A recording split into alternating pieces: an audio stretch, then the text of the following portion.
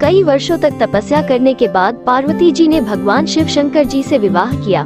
शादी के बाद हर महिला की एक नई जिंदगी की शुरुआत होती है। जब पार्वती जी ने शिव जी से उनके घर मुलाकात की, उनका तहे दिल से स्वागत किया गया। जैसे ही वो उस गुफा में दाखिल हुई जहाँ शिव जी रहते हैं, गुफा में कूड़ा कचरा फैला हुआ था और सारी चीजें अस्त व्यस्त थी। मकड़ी के जाले प्रमुख चिंता का विषय थे। पार्वती जी ने अपनी शादी की पोशाक में झाड़ू लिया और पूरी गुफा को साफ किया। दिन बीतते गए और पार्वती जी अपने नए घर में नए लोगों के साथ रहने लगी। जब ये सब हो रहा था, एक राक्षस तारकासुर ने ब्रह्मांड में अपनी जड़ें जमा ली। तारकासुर की बुरी नजर शिव शंकर जी के परिवार पर थी। वो अपनी मृत्यु के वास्तविक कारण से पर्दा हटाने के लिए पार्वती जी पर बुरी नजर रख रहा था।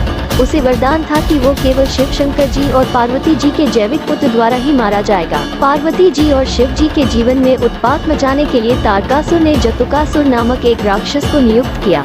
जतुकासुर एक दुष्ट चमगादड़ राक्षस था। वो और उसकी सेना पार्वती जी पर आक्रमण करने आए। इन सब से अनजान पार्वती जी अपने दैनिक कार्यों में व्यस्त थी। जिस समय शिव जी घोर तप कर रहे थे, पार्वती जी कैलाश पर्वत पर रोजमर्रा के कामकाज संभाल रही थी। इस स्थिति का अवसर लेते हुए जतुकासुर ने युद्ध का आह्वान किया और कैलाश पर्वत की ओर प्रस्थान किया। जतुकासुर ने अपनी चमगादड़ सेना के पंखों की सहायता से आकाश को ढक लिया। एक एक करके सभी क्रूर और दुष्ट चमगादड़ों ने शिव गणों पर आक्रमण कर दिया। इस घटना से पार्वती जी भयभीत हो गयी। तब तक इन चमगादड़ों ने उत्पात मचाकर नव सजाए हुए कैलाश क्षेत्र को नष्ट करना शुरू कर दिया था। इससे पार्वती जी को क्रोध तो आया, परंतु वे भयभीत भी रही। पार्वती जी ने नंदी जी से मदद लेने का विचार मन में उठाया, इसलिए उन्होंने नंदी जी को खोजा, लेकिन नंदी कहीं दिखाई नहीं दिए।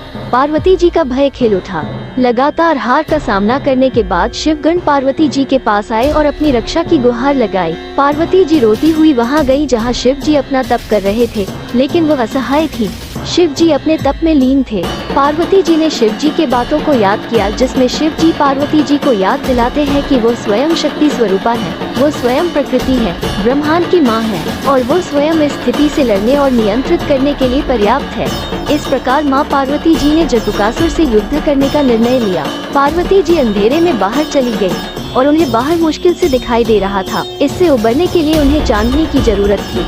पार्वती जी ने चंद्रदेव जी से समर्थन मांगा और वो युद्ध के मैदान को रोशन करके पार्वती जी के साथ शामिल हो गए। युद्ध के दौरान पार्वती जी ने चंद्रदेव को अर्धचंद्र के रूप में अपने सिर पर धारण किया था।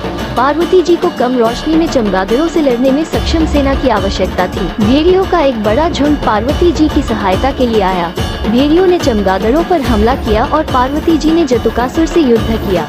एक लंबी लड़ाई के बाद पार्वती जी को पता चला कि शैतान आकाश में चमगादड़ों से सक्रिय है, तो पार्वती जी मैदान में 1 घंटा लेकर आई और उसे जोर से बजाया, जिससे चमगादड़ उड़ गए। भेड़ियों में से एक ने जतुकासुर पर छलांग लगा दी। जमीन पर गिरने पर वह गुर्राने लगा।